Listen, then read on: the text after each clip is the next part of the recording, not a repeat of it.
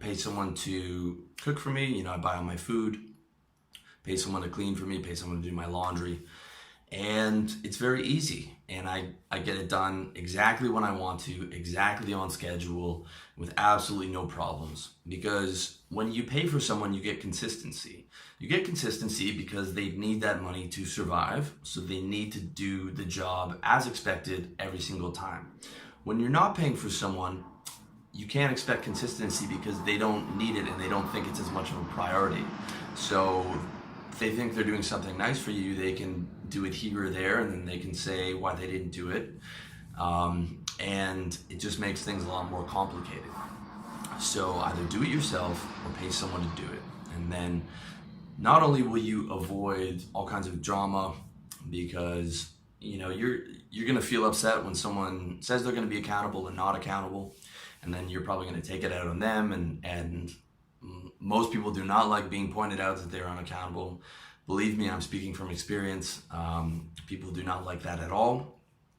And you're gonna make your life so much easier because you're gonna be able to move at your own pace. You're gonna get everything done on your own schedule, and you're not gonna have to wait for anybody who's gonna hold you up.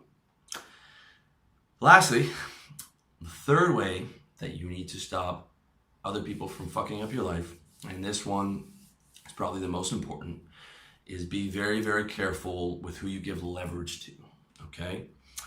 Leverage is involving someone else in one of your major long-term goals that is, high emotional investment, high energy investment, high time investment, and comes with a lot of risks for your downside, okay?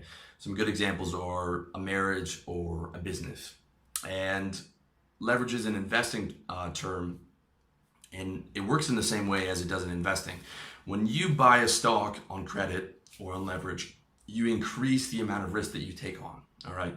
And for me, if I'm gonna use leverage, which I don't in investing, I would have to know that the return on my investment would not only outweigh the cost of the risk, but also the fact that I would be as close to certain as possible in that investment working out. Okay, now as a player in the game of life, you can't expect certainty, but I'd have to be in the 75%, 80% range of probability for me to be able to leverage something.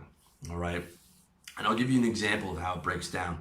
So we've got business and we've got marriage. All right, in business, you want to get involved with someone in a business. Okay. What you're doing though, however, is you are giving them a percentage of your company. When you sign that contract, they are an owner of your company no matter what. Whether they don't do any work, whether they're negative all the time, whether they're sabotaging your business, whether they want to leave, they still own 50% of your company. They could be doing no work. You could be doing everything, and they're still going to get 50% of all your revenue. All right? And that's just when they're involved with the business.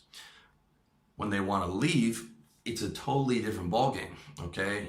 I had one partner that wanted to leave, and he leveraged the domain. The domain was still in his name, which was a mistake that I wouldn't make today. And he bought the domain. He was doing no work. He wanted out, and he said, I own the domain. You're going to pay me X amount of money, or I'm going to close the domain down.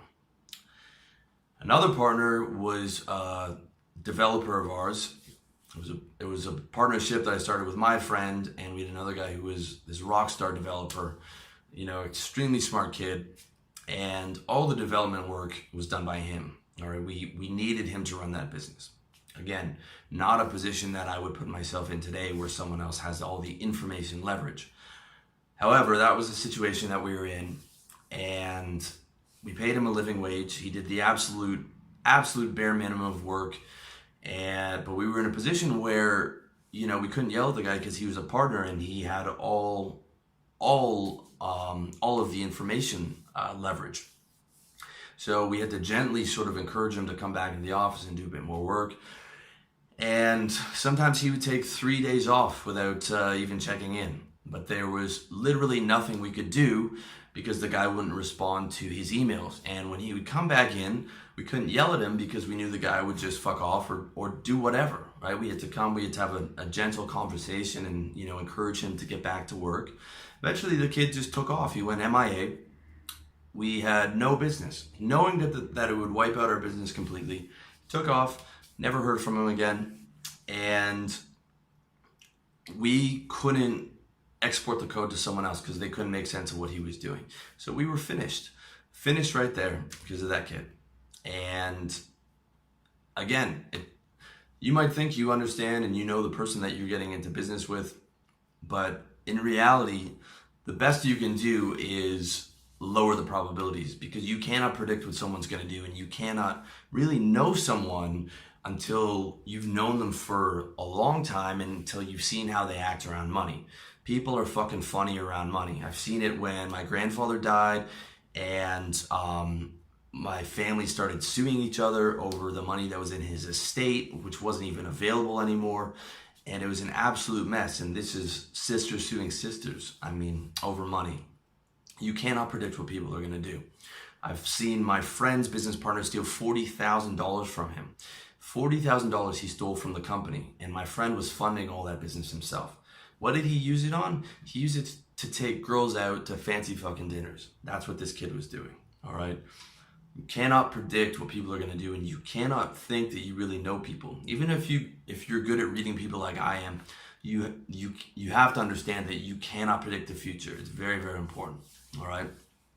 Same logic applies just as much in a marriage as it does to business, all right?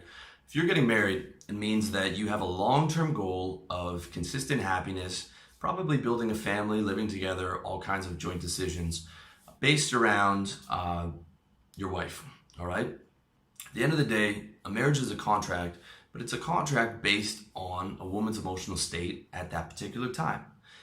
And as we know, boys, women's emotions change very frequently.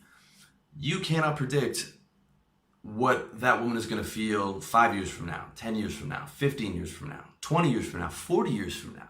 How could you possibly predict what type of person she's going to be? All right.